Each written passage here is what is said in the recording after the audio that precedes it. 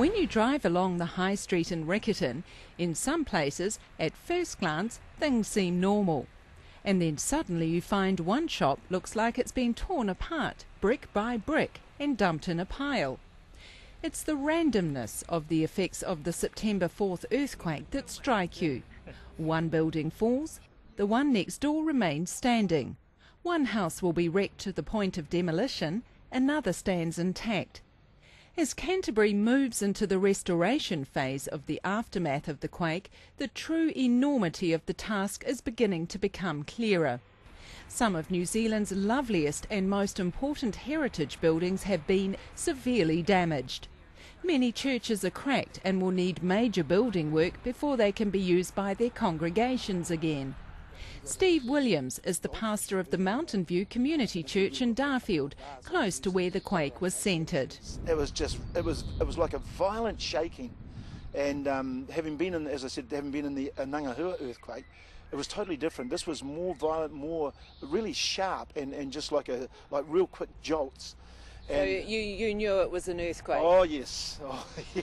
When the house started shaking and I got up and I opened the door and all of a sudden it just went black because I'd turned the lights on and it just went black and I thought, uh-oh. And of course when I stepped out, I stepped into water. And I thought, oh no, because we've got fish tanks along the wall. My daughter was frightened, I know that, and I mean, I was too, but of course when I heard her scream, I forgot about me and she was the one, but my son slept through it. He didn't notice anything? He thought it was just shaking, but he slept through it. How old is he? 16. Just down the road from Darfield is the little township of Hororata. Its magnificent Anglican parish church of St John's serves a community stretching from the Central Divide almost to the coast. At least it did until 4:36 a.m. on September the 4th. Now, much of the bell tower has fallen either into the churchyard or into the church itself through the roof. It's a devastating blow. Jenny Carter is the vicar of St John's. It is a beautiful church, but it's also a real anchor to this community, and the losing of our tower has shattered a real stronghold for people. But the back of the church might be broken, but we'll put her in traction and we'll rebuild it.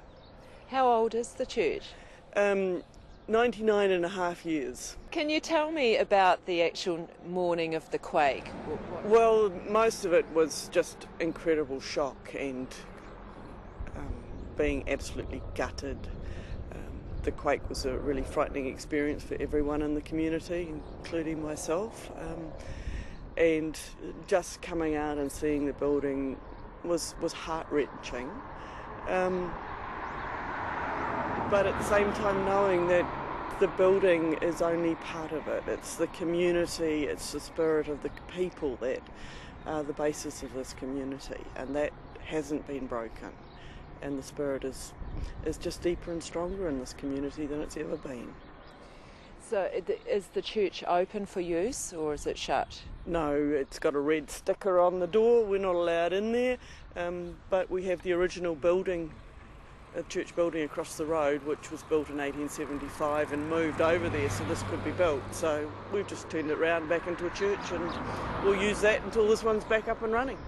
How's it been for you as the minister here, because the church is the place that people come to, especially in times of crisis, but you're kind of dealing with your own crisis in terms of the church and the building and needing to support the people?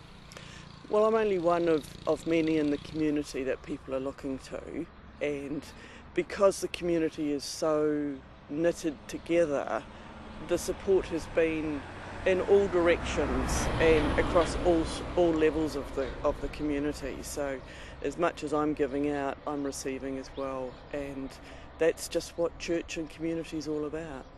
What sort of cost might you be looking at for restoration here, do you know? Several million. We're totally underinsured. Communities like this can't afford replacement insurance. We don't have it, but we have the will and we will rebuild it. Specialist skills required to repair this church? Well, because we'll need it earthquake proofed, we'll need architectural designs to strengthen it. We'll need competent engineers and stonemasons who know what they're doing.